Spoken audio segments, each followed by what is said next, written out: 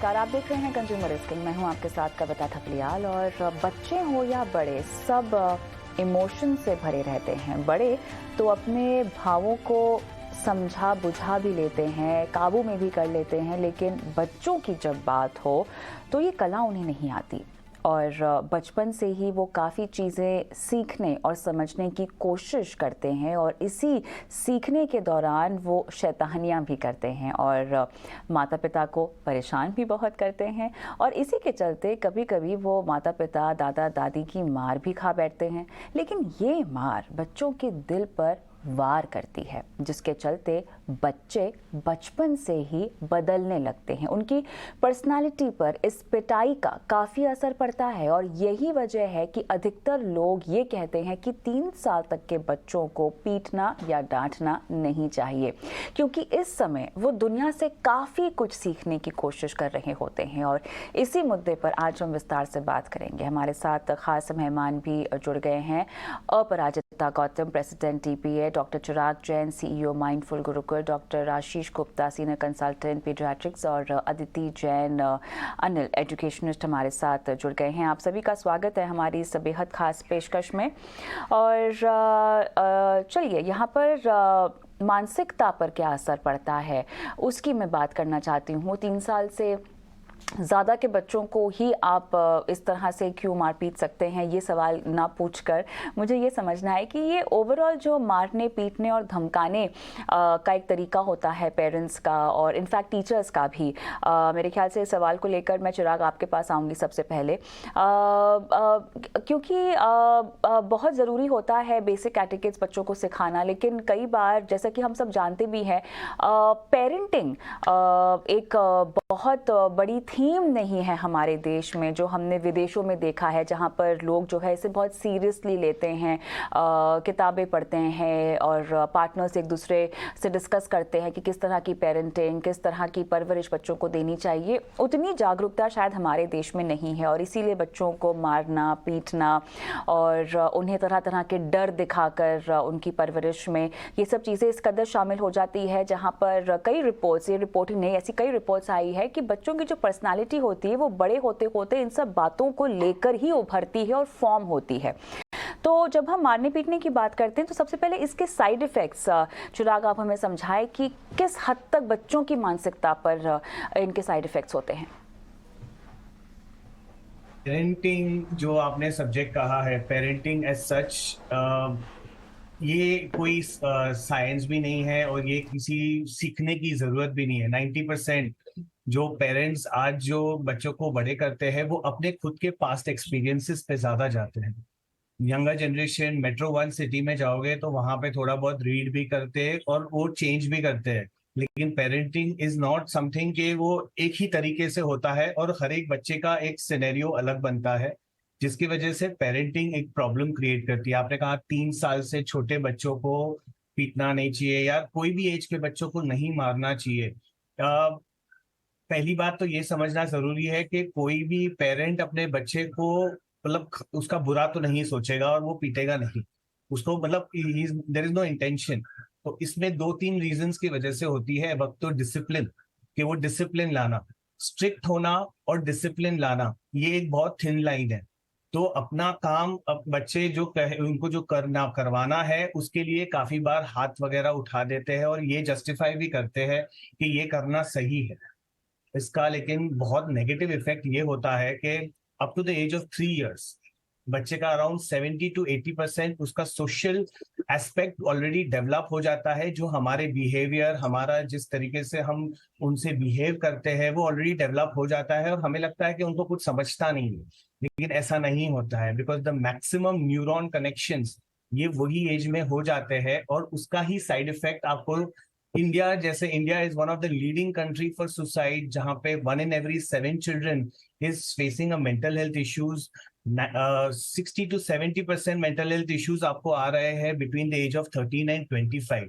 तो ये सब स्टेटिस्टिक्स अपने को बहुत क्लियरली बताते हैं कि कहीं ना कहीं ये प्रॉब्लम है और यहाँ पे चेंजेस लाने की जरूरत है। जैसे आपने कहा कि वी नीड टू सी के सोचना चाहिए कि जो हमारे साथ जो हुआ है वेरी सिमिलर टू रैगिंग, कि हमारे साथ हुआ है, हमें जरूरी नहीं वही करना है। दूसरी आइडेंटिफाई करना है कि ये जरूरी नहीं है कि हर बच्चा सेम है। जैसे किसी और का बच्चा अगर शांति से बैठा है और मेरा बच्चा अगर नहीं बैठा है, तो that doesn't mean there is a problem. Until and unless अगर आपको लग रहा है तो हेल्प लेना वो बहुत ही जरूरी बात है।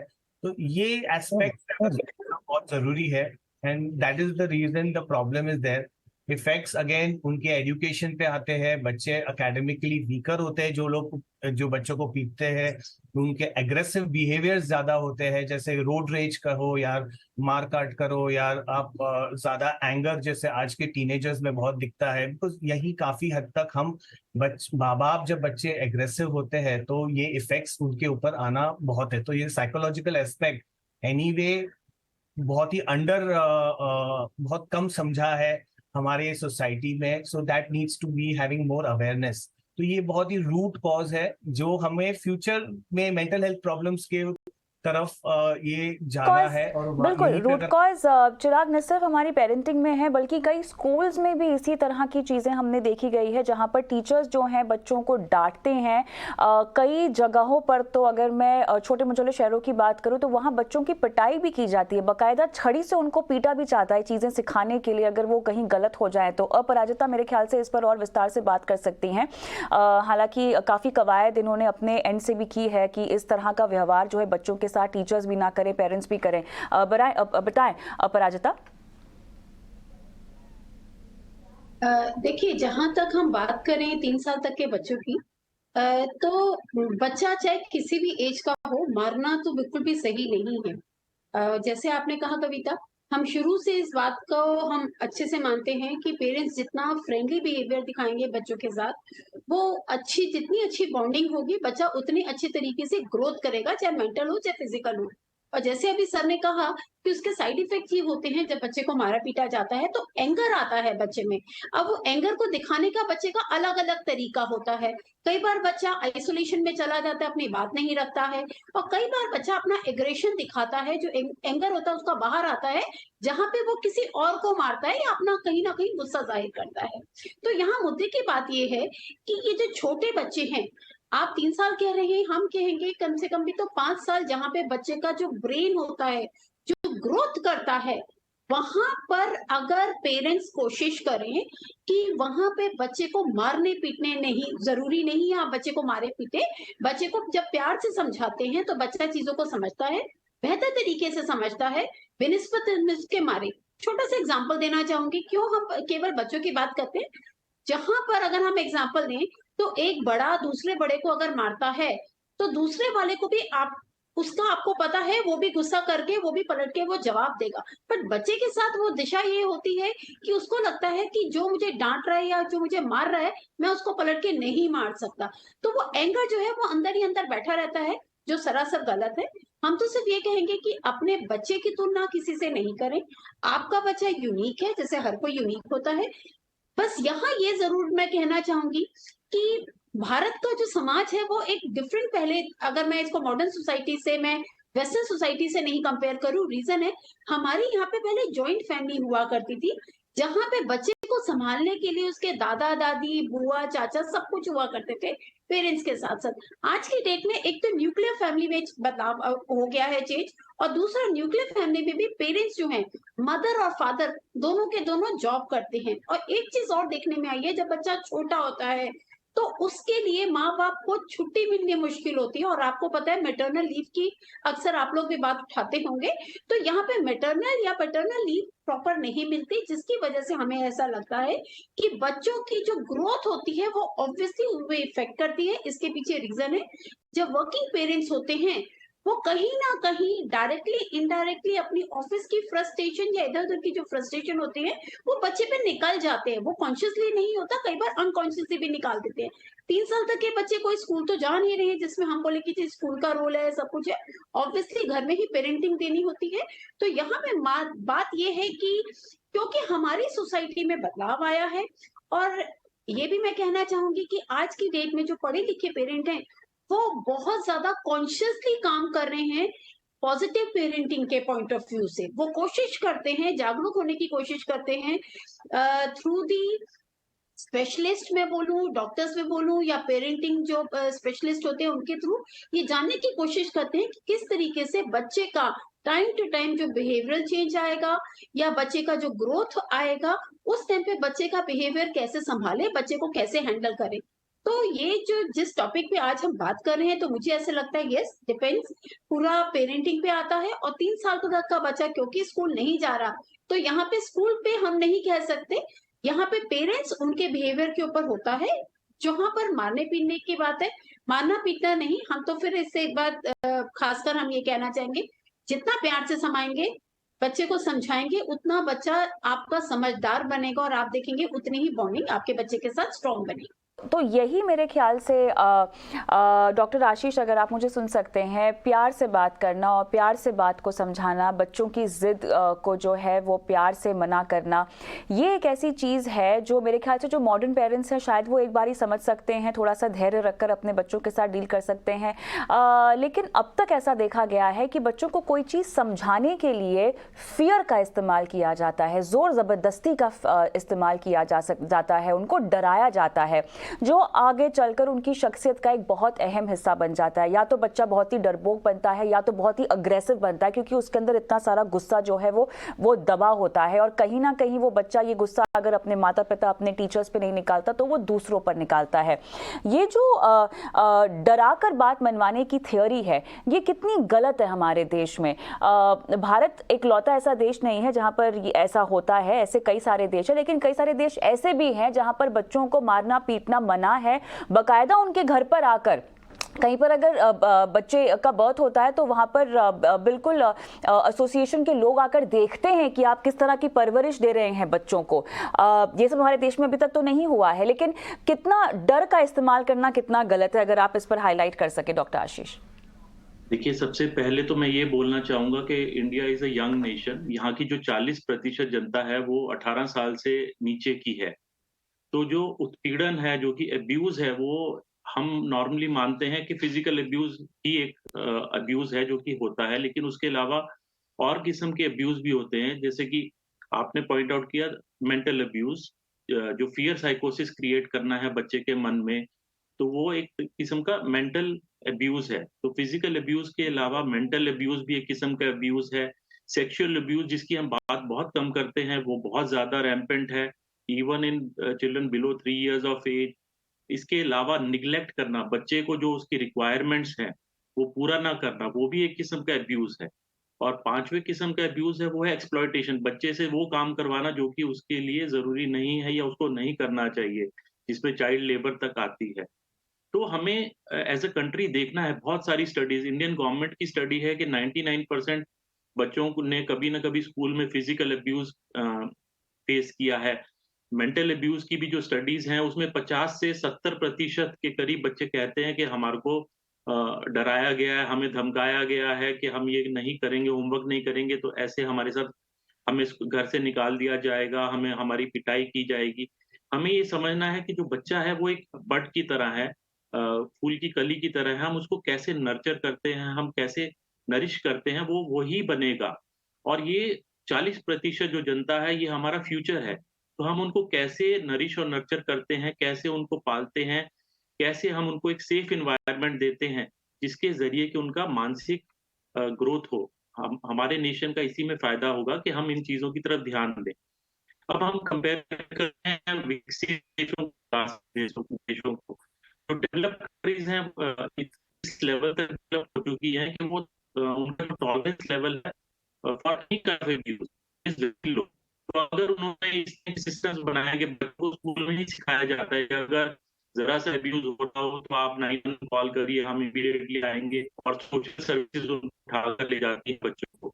हम उस लेवल तक नहीं पहुंचे, बट हम फिर भी अब डेवलपिंग नेशन में भी आगे जा रहे हैं। तो हमें इन चीजों के अगेंस्ट रूल्स बनाने पड़ेंगे, बहुत स्ट्रॉन्ग लॉज बनाने पड़ेंगे। स्कूल में मार पिटाई के लॉज तो हैं, और जो भी हैं, लेकिन एफर्ट्स करना बहुत जरूरी है कि आगे के बच्चे जो हमारी जनरेशन है वो सेफ रहें। अगर वो फियर में रहेंगे तो आगे अपने बच्चों को डराएंगे।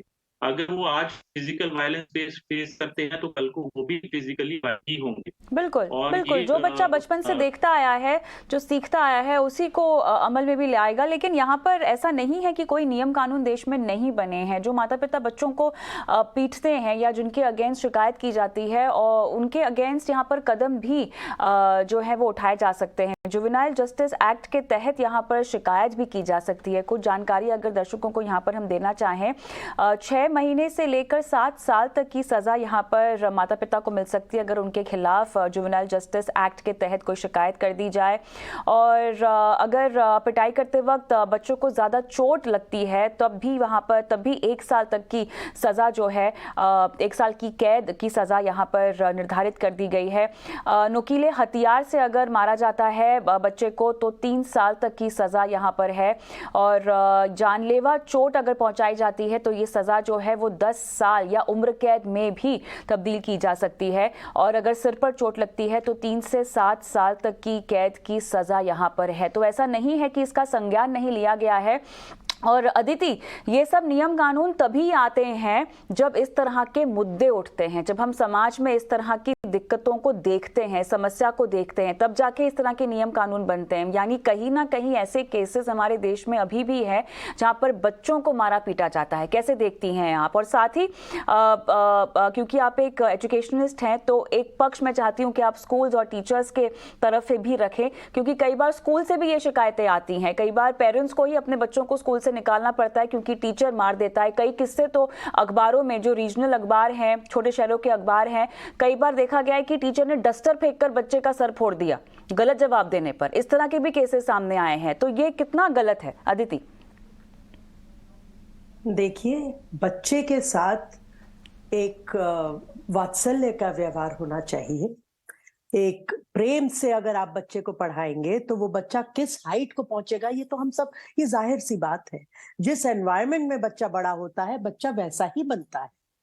But at the same time, since I have been a lecturer in Nevada University, was joining them, but जो मैं देखती हूँ अभी आप लोग कह रहे थे कि टॉलरेंस लेवल कम है, वहां पे कुछ बहुत ज्यादा भी है वेस्टर्न कंट्रीज में। मतलब छोटे छोटे बच्चे धमकाते हैं अपने पेरेंट्स को। अगर आपने जरा सा भी हमको बोला, छोटे छोटे बच्चे, I have seen it my self, I have seen it in my friend circle, वहां पे नोन पीपल के, जो उन्होंने डिसाइड किया कि हम अमेरिका छोड़ के अपने भारत ही आएंगे। भारतीयों की बात आपको बता रही हूँ। ये बातें सही हैं कि बहुत अतिशयोक्ति होती होगी तभी कानून आए हैं, but at the same time parents by and large अगर हम बात करें तो बच्चों का हित समझते हैं और हैवानियत से उनको नहीं पीटा जाता है। इतना अवेयर हम जब कर देते हैं बच्चों को, तब उनकी टॉलरेंस पावर्स कम होती हैं। ऑब्वियस है। बट मैं एट द सेम टाइम ये तो नहीं कह रही हूँ कि ये कानून नहीं होने चाहिए, बिकॉज अगर कहीं अतिशयोक्ति हुई है तो उसको एड्रेस करने के लिए ये कानून अति आवश्यक है।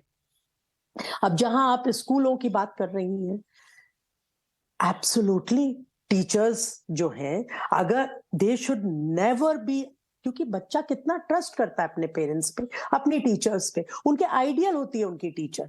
पेरेंट्स से भी ज्यादा वो टीचर जो है जैसा कहेगी बच्चा।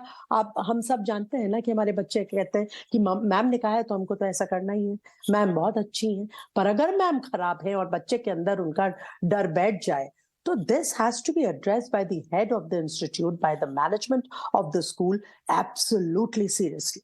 It should not go unnoticed.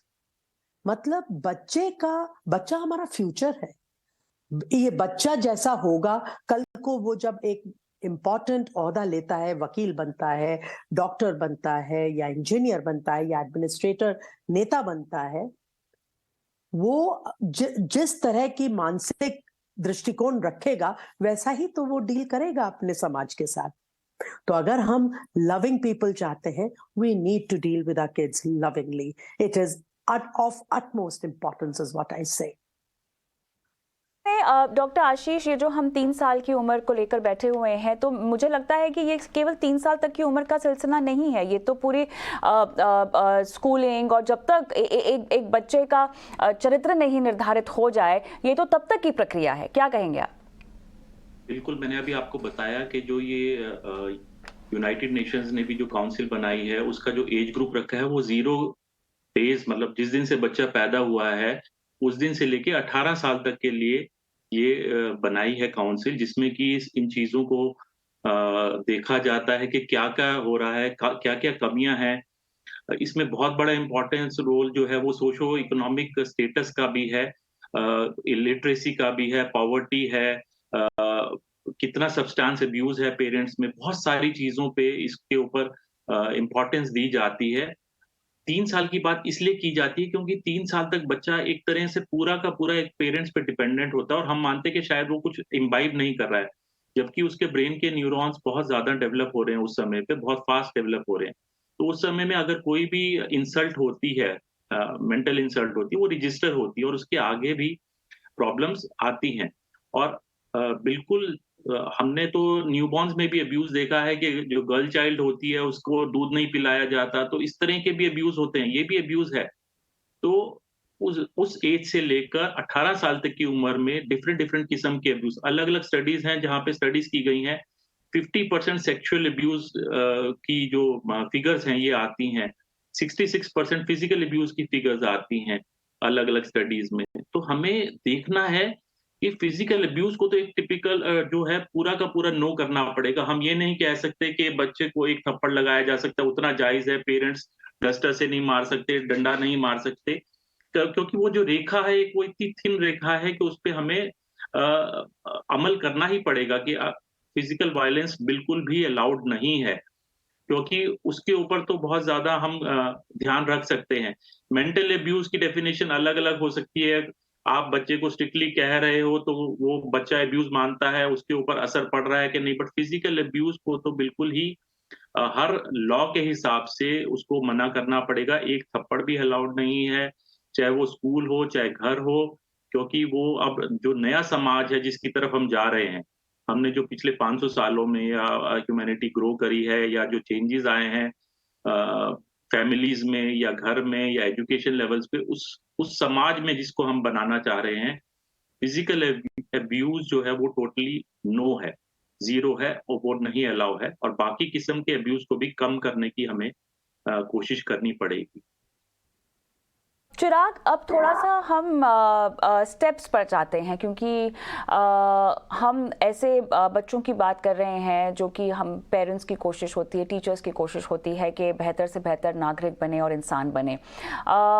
प्यार से कैसे बच्चों को अपनी बात मनवाएं? माता पिता कैसे गुस्से और डर के बजाय प्यार का इस्तेमाल कर सकते हैं? उनकी जिद माननी भी नहीं है, लेकिन उनको सही राह भी दिखानी है। कैसे प्यार से किया जा सकता है?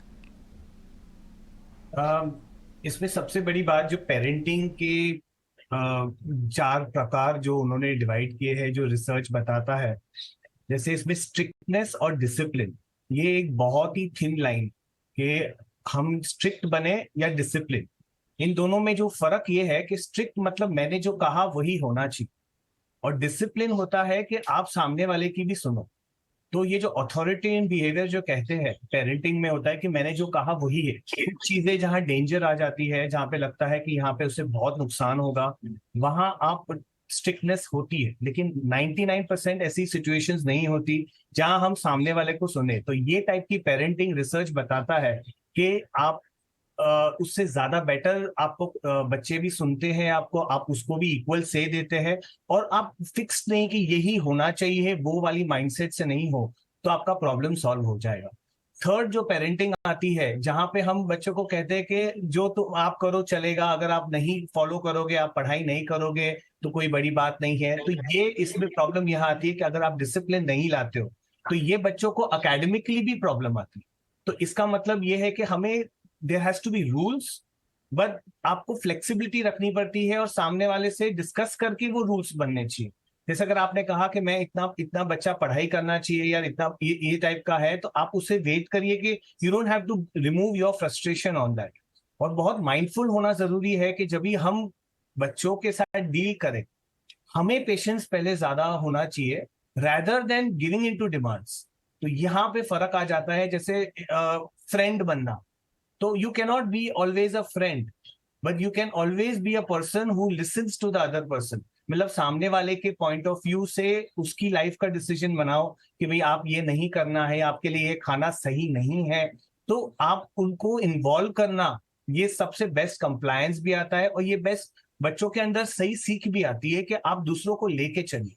अगर आप खाली ये कहोगे कि यही करना है और आपके पास कोई चॉइस ही नहीं है, तो ये अथॉरिटेटिव होता है और वो डेफिनेटली वो नेगेटिव होता है, क्योंकि आप सामने वाले को सुनते नहीं।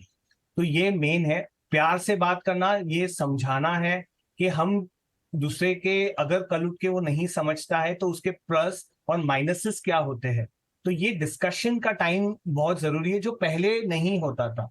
और नहीं जस्ट इंडिया, ये वेस्टर्न वर्ल्ड में भी ये सेम प्रॉब्लम है। इवन फ्रांस, वहां पे भी ये उन्होंने एक्सेप्ट नहीं किया कि थोड़ा मारना चलता है, ज्यादा नहीं मारना चाहिए। तो ये थोड़ा और ज्यादा में जो प्रॉब्लम आती है कि मारना ही नहीं चाहिए, आपको बात करनी चाहिए, आपको उनके साथ पॉजिटिव नेगेटिव एस्पेक्ट्स पे बात करनी चाहिए, तो वो बच्चे समझते हैं, वो इम्बाइब करते हैं। और फिर अगर आप उसे बोलोगे तो शायद वो लोग समझ भी जाए कि yes this is the right thing for me.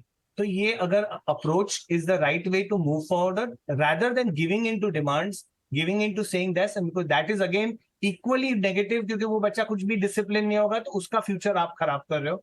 तो वो एक बहुत जायज फियर है पेरेंट्स के अंदर कि काफी चीजें जो नहीं करनी है यार, अब उनको पूरा छोड़ दो हम, तो वो भी सही नहीं होता है। क्योंकि parenting is not just being friends but having seeing that उनका फ्यूचर सिक्योर हो, but in a right way. तो that is what I feel. ये चीज़ आ सकती है अनुशासन के जरिए, और साथ ही खुद आप धैर्य रखें, धीरज से काम लें, तब जाके आप बच्चों के व्यक्तित्व को एक निर्धारित और तय दिशा में आगे लेकर जा सकते हैं। बहुत बहुत धन्यवाद आप सभी का इसी खास पेशकश में शामिल होने के लिए। मुझे भी इजाज़त दें। नमस्कार।